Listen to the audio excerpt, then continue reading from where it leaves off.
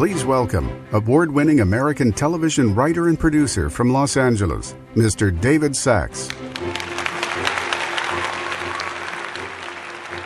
Thank you so much for giving me this opportunity to share a few words with you. I'm a comedy writer and a producer for television, and the very first lesson that I learned on my very first show from my very first head writer was, whatever you put down on paper, it has to make you laugh first. And so I took that to heart, and what I want to share with you tonight is some things that make me laugh. And these aren't sort of like ha-ha laughs. This is more sort of like existential comedy, meaning to say things that are just amazing. Like, let me just tell you something about comedy writers. When you're in a professional comedy writing room, you often don't hear laughter, but instead you'll hear someone say, "That's funny." And it takes a while to get used to, just being around people who don't laugh, but just say that, you know. It's always a little bit off-putting. So these are the type of things that I want to share with you right now, where after I think about them, I say, "That's funny." So don't expect to laugh, but maybe we can all think together and appreciate some of the absurdities about creation in a wonderful way. So the first thing that I want to share with you is the whole notion of atheists. You see, you have agnostics on the one hand, and agnostics acknowledge that maybe there is a God, maybe there isn't a God, I don't know. But atheists, by definition, know that there is no God. Now, that to me is somewhat hilarious, because God deliberately created the world in such a way where his presence can't be proven in order to preserve free choice, which means that there are people who believe and that there are those who choose not to believe. But atheists are as much believers as believers are. But it goes further than that, because atheists aren't just believers, they absolutely know that God doesn't exist, which means they're actually religious fanatics. So that's one of those things that makes me think, that's funny. Another thing, when we talk about God's creation of the world, we use a Kabbalistic term called Simpson. So Simpson actually has two parts to it. The first part was the idea that God made a space within himself and then created the world in that place. The idea was that he wanted to remove his presence in such a way that there could exist a world that would have free choice again to choose whether or not they believed in God. And they call that area the empty space or the vacated space. And so what's the biggest joke in the entire world? The vacated space is filled with godliness. So that's part one of Simpson. Hilarious. Part two is that God then took his light, his outer garment of light, and he condensed it and condensed it and condensed it till it became the physical universe.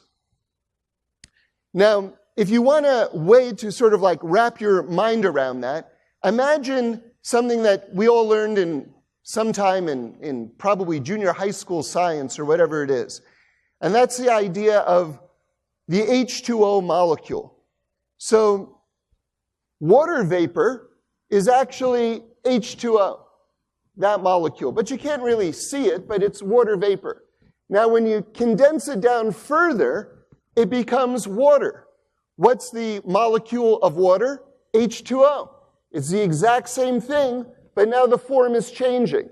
And now if you take that and condense it further into ice, well, that's H2O as well, the same molecule.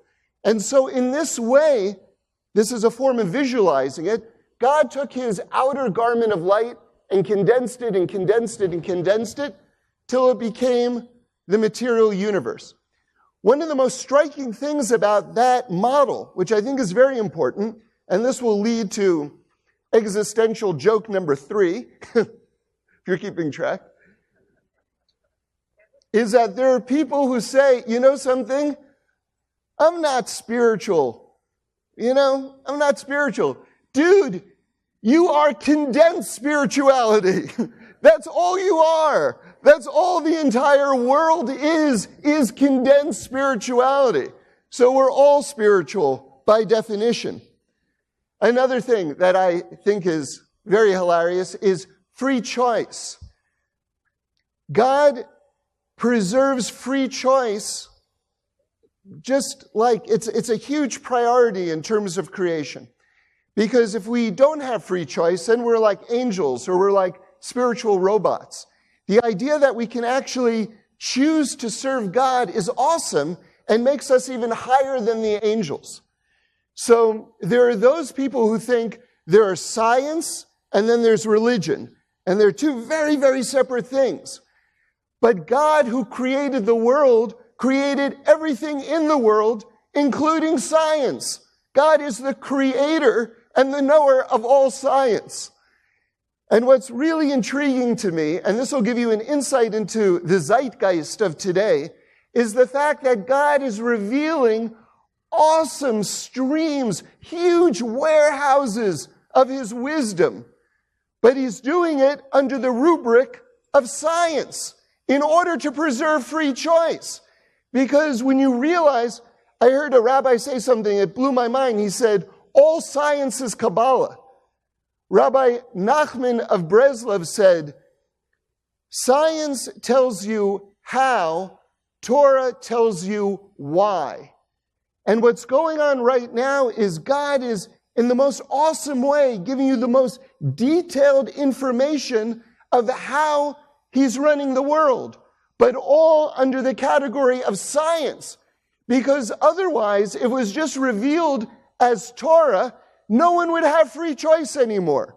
So this leads to the final punchline, which is the fact that this revelation of godliness, which is going on in the world right now, is simultaneously being grabbed hold by non-believers who are using that massive revelation of godliness to prove that God doesn't exist. Look what God is doing. He's playing the biggest joke in the entire world. He's showing everyone how he's running the world while simultaneously strengthening the hand of those who deny his existence. Unbelievable. Unbelievable. Just wrap it up by telling you one of my favorite things in the world, something I call bad math. Bad math for me is the sense that there are those people who say that God is only as close to me as I feel his presence. God fills the entire world. God is close to us right here, right now, whether we feel his presence or not. And that's the greatest gift in the entire world. Knowing that no matter what anyone says, knowing that God runs the world, made the world, and is here with us every single moment.